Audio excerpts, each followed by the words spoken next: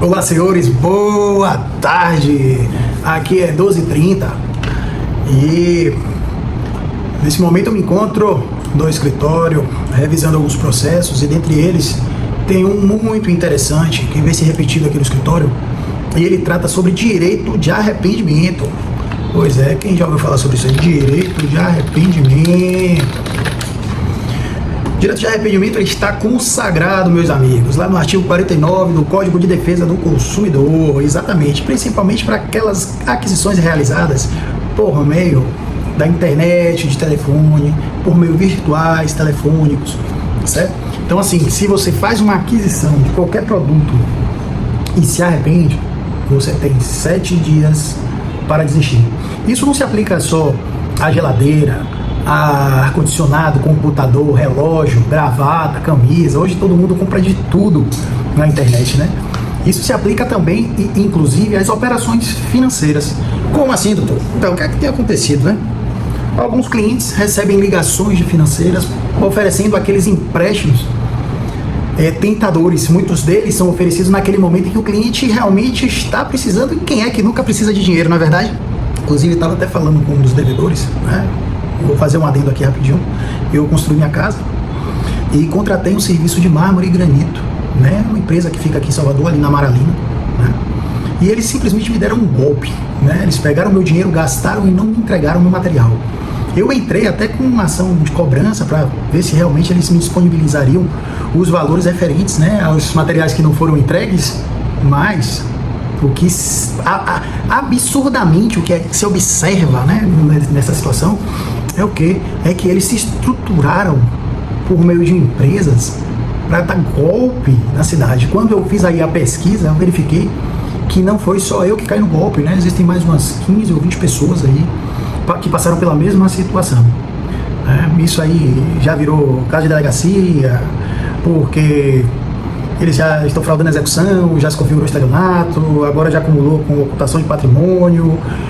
Realmente isso aí virou caso de polícia, né? Eu estou até procurando, falei até com uma amiga minha jornalista, para ela me dar um apoio nisso aí, porque eu vou precisar colocar a boca no trombone, né? Como consumidor, a solução do Brasil, além do judiciário, é a pressão da mídia. Mas vamos lá, vamos deixar esse problema pessoal de lado e vamos falar do direito de arrependimento, que se aplica também às instituições financeiras nas contratações de crédito. Exatamente, você simplesmente chegou, recebeu a ligação e nessa ligação ele foi oferecido um crédito, seja ele consignado, seja ele não consignado, seja ele em garantia fiduciária, enfim. E você formalizou essa contratação por telefone ou por aplicativo, hoje muito comum, né? Ou na própria internet, no próprio site do banco, lá no Internet Banking.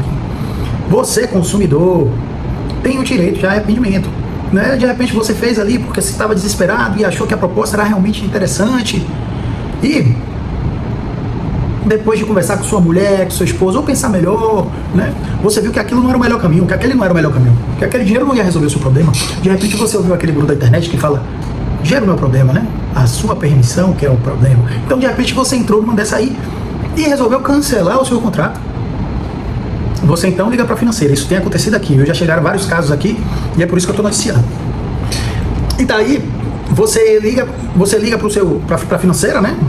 E fala: olha só, eu quero desistir da operação, eu não quero mais a contratação, porque eu me arrependi.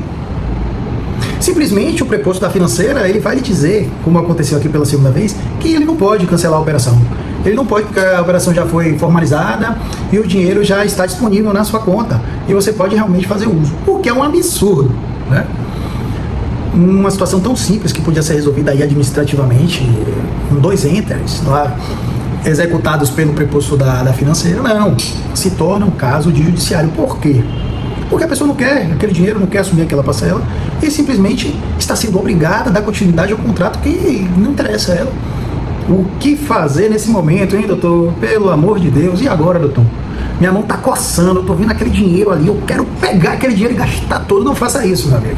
Se você for me contratar para resolver o seu problema, você tenha calma e deixe de agonia. Você vai pegar esse dinheiro e vai depositar em juízo, tá? Esse dinheiro vai ficar disponível em uma conta judicial à disposição da justiça, que vai avaliar e vai consagrar o seu direito de arrependimento se porventura ele foi executado nesses 7 dias. Mas e aí, doutor, eu vou sofrer os descontos? Vai sofrer os descontos. A não ser que o juiz seja um juiz, né, campeão, assim, que não tenha medo de banco e dê uma liminar de suspensão com a multa diária elevadíssima. Porque a estruturação eles não têm para cancelar de imediato, né? Aí o juiz não dá liminar, aí quem sofre é quem? O consumidor. Aí o consumidor vai sofrendo os descontos, né? E ainda que esses valores posteriormente sejam reportados como indevidos, porque são, já que foi depositado em juízo aquelas parcelas, o valor inteiro do contrato, o juiz entende por bem condenar a financeira na restituição simples dos valores, fugindo completamente da fundamentação do Código de Defesa do Consumidor, onde diz lá no seu artigo 42, deixa eu ver aqui, restituição em dobro, isso é 42 mesmo, CDC, restituição em dobro, artigo 42, parágrafo único do CDC. Ele diz que se você paga por um valor que é indevido, a restituição ela precisa ser em dobro.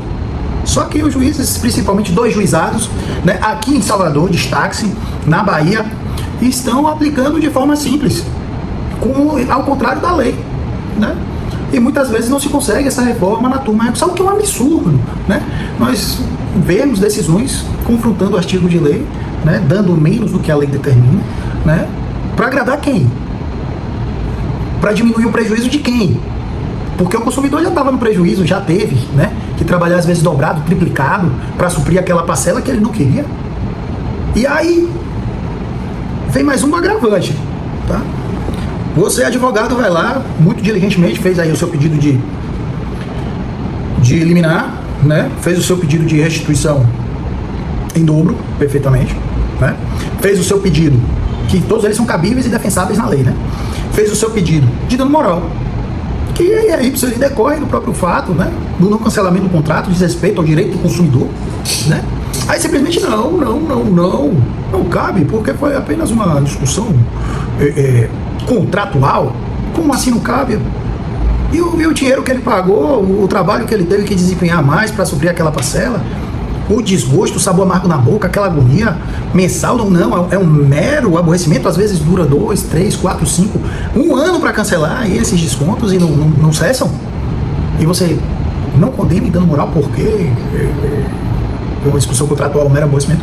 Realmente, eu já me posicionei, vou reiterar aqui meu posicionamento, principalmente para esses contratos de financeira e contratos sucessivos, onde as obrigações são mensais. O dano moral, ele existe em caso não só de pagamento indevido, cobrança, né, indevida de valores, né, com um aumento indevido de parcelas.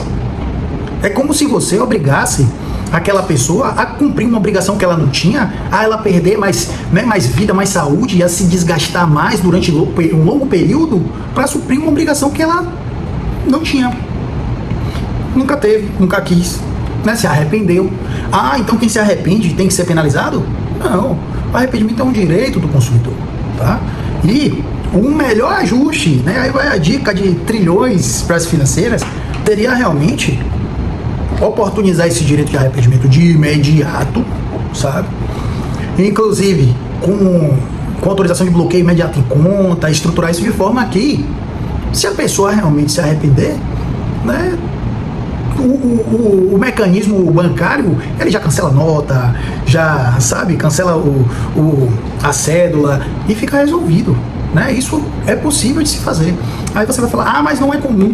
É muito comum a quantidade de pessoas que pedem empréstimos e se arrependem. É muito comum você ver pessoas, às vezes, gastando aquele dinheiro de empréstimo porque o preposto da financeira diz que não tem mais como cancelar aquele contrato e ele se sente ali obrigado. Vou fazer o quê? Se esse dinheiro já está na minha conta, eu vou gastar. Eu não queria, mas eu preciso e gasta. Entendeu? Então, isso é certo? Na minha opinião, não. Mas, fica aqui a dica para os advogados. Essa é uma ação que merece a atenção. O direito de arrependimento é algo que precisa ser observado, principalmente nos dias atuais, onde a maioria das relações elas se dão pelo meio digital, tá? Então você que trabalha também com direito contratual, atente-se para isso, certo? E é nesse inteirinho, né, que eu aplico a estratégia 360. É desse curso que eu venho desenvolvendo aí e lançarei logo, logo. Nesses clientes que chegam com reclamações acerca do direito de arrependimento, cabe ainda o quê? Se é consignado, aí você verifica o INSS dele, se cabe uma revisão, como é que está a situação dele, né? Se ele tem outros consignados, onde o juros está muito elevado, onde cabe uma revisão de contrato, enfim, sabe? Então, nesse curso, eu vou ensinar você quais são as áreas correlatas e o que a gente pode fazer para ampliar os seus ganhos aí no seu escritório, tá ok? Então, conte comigo. Enfim, por hoje é só, sigo encerrando aqui com direito de arrependimento, espero que vocês tenham gostado. Se inscrevam no canal, ativem o sininho, não é assim que fala? E curtam o vídeo. Valeu, grande abraço.